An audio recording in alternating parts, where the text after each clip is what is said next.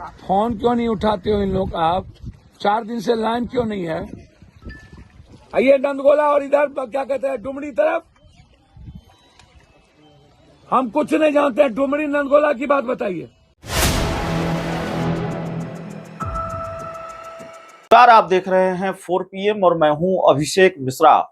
बिहार के कई जिले बाढ़ से प्रभावित हैं और जाहिर तौर पर जिन जिलों में या जिन इलाकों में बाढ़ की विभीषिका होती है, बाढ़ जैसे हालात होते हैं, वहां के लोगों के लिए उनका जनजीवन कितना अस्त व्यस्त होता है, वहां के लोगों के लिए दिन रात गुजारना कितना मुश्किल होता है और बुनियादी सुविधाओं का और किस तरह से अभाव हो जाता है। गांव में, सुदूर इलाकों में वैसे भी बुनियादी सुविधाओं का अभाव होता है, लेकिन जब बाढ़ जैसे हालात हो जाते हैं, आवागमन ठप पड़ जाता है और नदियां जब उफान मारती हैं, घरों में पानी घुस जाता है, तो जाहिर तौर पर एक एक चीज के लिए आम लोगों को तरसना पड़ता है।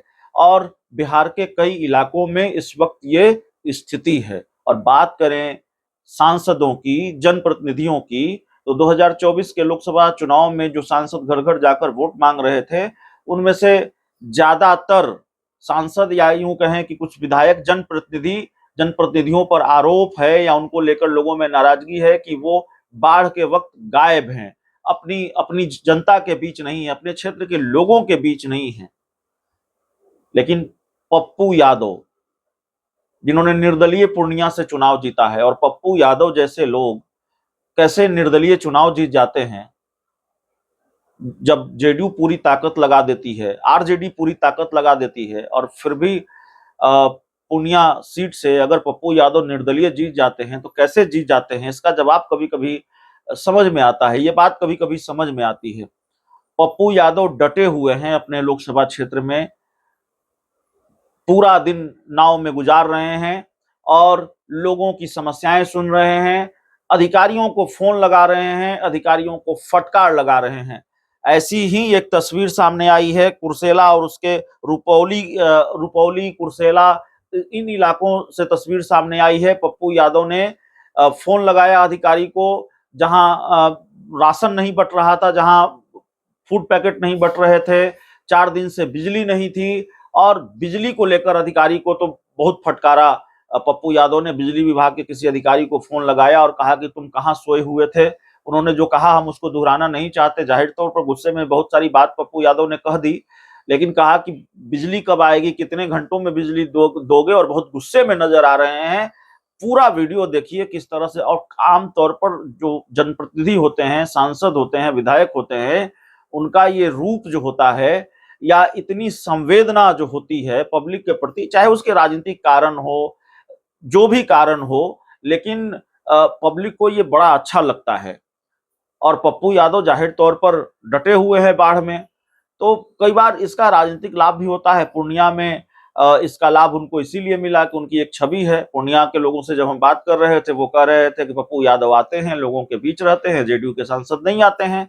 तो पप्पू यादव ने किस तरह से अधिकारी को फटकार लगाई है, किसी अफसर को, बिजली विभाग के किसी अफसर को फोन पर, जरा सुनिए। एलपी साहब बात करेंगे। हेलो, हम अभी हैं कोस्कीपुर में, सिमराहा में, नंदगोला में, डुमरी में। क्या बात है, कहीं भी आपने राशन सूखा पैकेटिंग नहीं भेजा?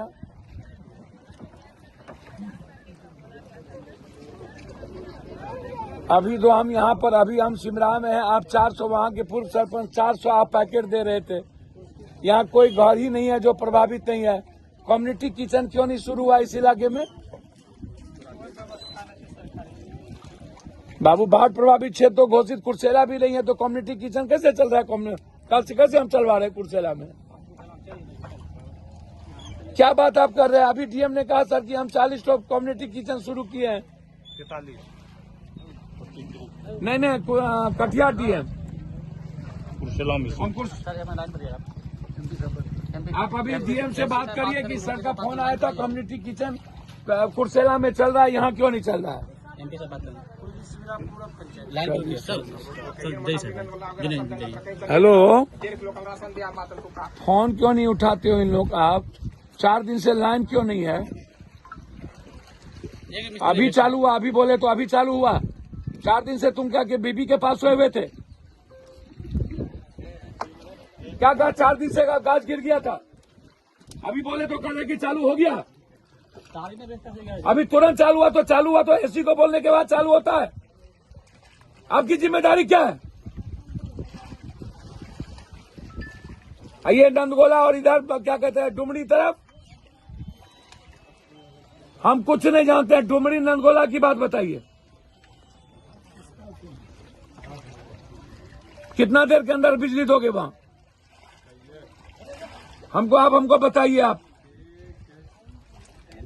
देखो तो लाइन है।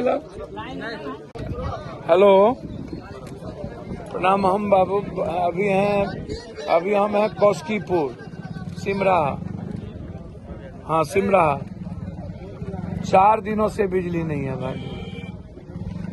कुर्सेला फीडर से बिजली जाती है, हम नदी में हैं। 4 दिनों से बिजली नहीं है, 4 दिनों से। भाई मेरे भैया प्रॉब्लम कितना देर रहेगा? बाढ़ का प्रॉब्लम का क्या मतलब?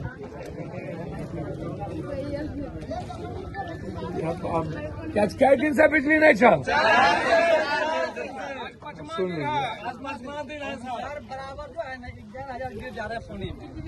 इनका कहना है बराबर 11,000 पानी में भी गिर जाता है।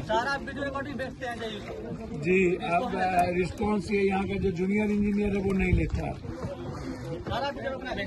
एक बार अभी आप बात कर लीजिए भाई मेरे। तो जनता को कहाँ तक पहुँचेगी? जहाँ पर 3500 एक पंचायत में प्रभावित है, वहाँ 400, 300, 200 पैकेट आप लेके जाते हैं। 50 पैकेट लेके जाते हैं, वो भी कम होता है, बंदर बांट हो जाता है। तो हम लगातार, अच्छा चारा कहीं नहीं है, आप उठा करके देख लीजिए। जानवर की स्थिति सबसे बुरी है। उसके बाद सांप काटने वाली नहीं है, ब्लीचिंग पाउडर नहीं है, मेडिकल सिस्टम की कोई व्यवस्था नहीं है, पन्नी की कोई व्यवस्था नहीं है। तो आप हालात को देखिएगा ना। सूखा राशन अभी सबसे ज्यादा काम करेगा, और कोई सीओ फोन उठाने को जनप्रतिनिधि का तैयार नहीं होता है। तो आज कटिहार डीएम साहब से भी मेरी बातचीत हुई। कई गांव में राशन नहीं गया, वहां कोई कम्युनिटी किचन हो ही नहीं सकता है। तो बाढ़ की स्थिति बहुत विदारक है। इस क्षेत्र को बाढ़ प्रभावित घोषित अविलंब मुख्यमंत्री जी को करना चाहिए। हम लगातार इस पर चर्चा कर रहे हैं। जैसे हमने रोका, अभी जो सबसे बड़ा सर्वे दिलीप जी हमारी बात को माने, जब वो मेरे यहाँ आए, मैंने कहा कि 50,000 करोड़ रुपया, 50,000 करोड़ बीघा जमीन जो माफिया अपराधी सरकारी जमीन को कब्जा किया हुआ, पहले उसका सर्वे कीजिए। सर्वे आपको अभी रोक करके समय देना चाहिए। तो दिलीप जी को मैं बधाई देता हूं कि उन्होंने बिहार की जनता की भावनाओं को समझा। इस बात को पहले से उठानी चाहिए थी, लेकिन नहीं उठी। इसकी दुर्गति बहुत बुरी होगी।